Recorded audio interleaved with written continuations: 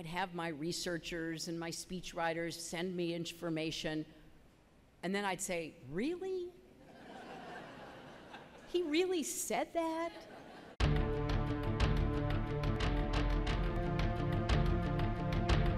Just like he shouldn't have his finger on the button, he shouldn't have his hands on our economy.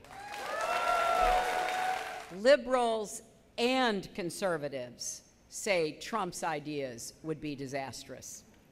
The Chamber of Commerce and labor unions, Mitt Romney and Elizabeth Warren, economists on the right and the left and the center all agree Trump would throw us back into recession.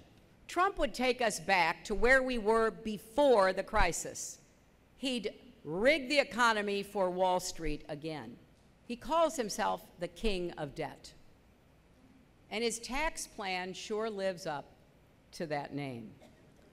According to the Independent Tax Policy Center, it would increase the national debt by more than $30 trillion over 20 years. That's trillion with a T. And how would he pay for all this debt? Well, he said, and I quote, "I would borrow, knowing if the economy crashed, you could make a deal."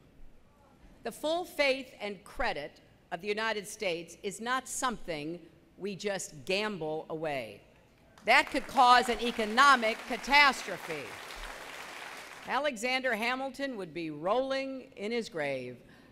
Now, maybe Donald feels differently because he made a fortune filing bankruptcies and stiffing his creditors. I'll get to his business practices in a minute. But the United States of America doesn't do business Trump's way. The last time we opted for Trump-style isolationism, it made the Great Depression longer and more painful. And interestingly, Trump's own products are made in a lot of countries that aren't named America. And I'd love for him to explain how all that fits with his talk about America first. He has no real strategy for creating jobs, just a string of empty promises. But then maybe we shouldn't expect better from someone whose most famous words are, "You're fired."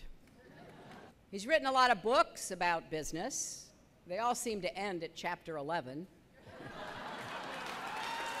Those promises you're hearing from him at his campaign rallies, they are the same promises he made to his customers at Trump University. And now they're suing him for fraud.